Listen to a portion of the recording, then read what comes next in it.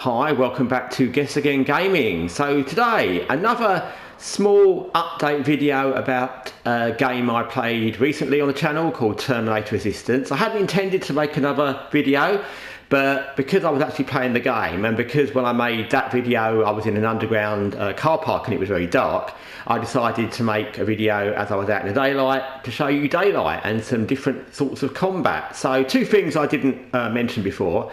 One's more relevant than the other, but the other one's still relevant. Is one, this game doesn't have manual save. I hate games with a passion that don't have manual save. I don't know why they do that. It's annoying, but it doesn't. So it is what it is.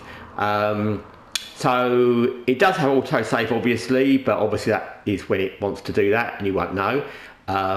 It seems to be reasonably good at reasonably good points, but also, if you're in an area where there's any old desktop computer, if you go to one of those that's actually working, it will save there as well. When I was doing earlier missions, there was an area that was like a retail park, something like that, and there were quite a lot of those, but in the hospital area I was at in the last bit of mission that I did for the channel, there was none, so it's just luck.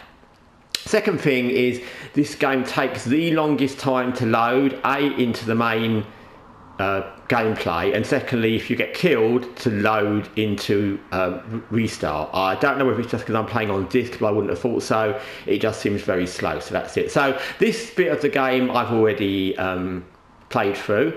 There's some flying drones to kill, and then some Terminators, more basic Terminators than the Terminator, but Terminators nevertheless. I have now got a plasma gun, so that's all good. And we will see where we go. One thing about this game is also it kind of wants you to do things often in certain time frames. I don't mean like the missions, they're not timed, at least I've not come across one like that yet. But you need to keep up with the people that you're with.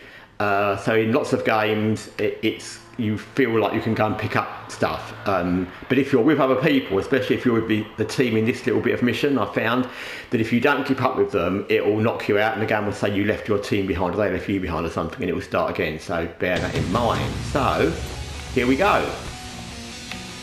As with most games like this, when you've got teams, either they're good for helping you kill the enemy, they're those robots, drone things, or they're good for getting killed when you're getting killed. Either way it's all good. But I would suggest that what you do is what I'm kind of doing. I'm not going to go gun-ho. Gun-ho is not the thing with this game at all, actually.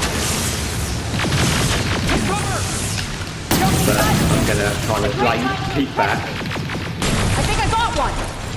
And let them do a bit. I'll do a bit as well. Do my fair share. Like I said, it's tempting to go out and pick up things off these drones when you kill them all, but don't, because you need to keep up with the rest of your group. Okay, so that's that. More will come. We need to move.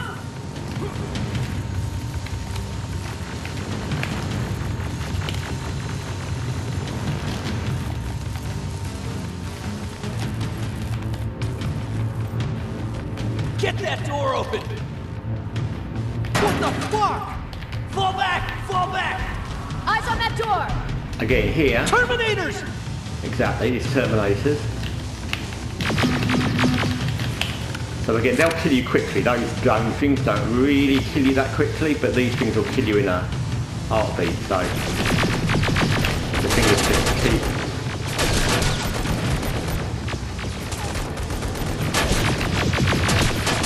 back as much as you can.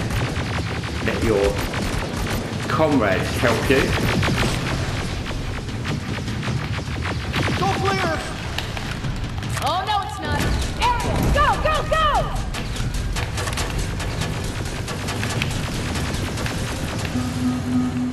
And that's fine. There you go. So you end up going in here, and you'll see there, because I didn't. Because I didn't keep up with my guns because I was too busy thinking about the video and trying to reload my gun, you get knocked out of the mission, which is a bit annoying. I don't know why it does that, but anyway it does. So now you get to see the long load time. So yeah, like I said, that's combat. It's fun. I find the AI that's with you is actually good. They don't do anything particularly suicidal. They don't seem to get in the way.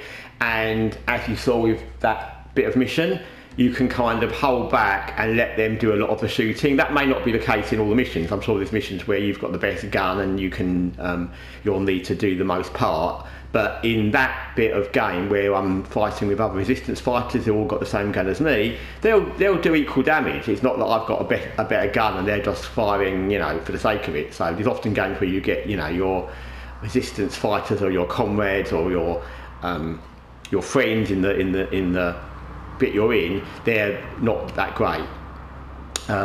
But in this, they seem to be equally good, so you won't struggle if you let them get on with it.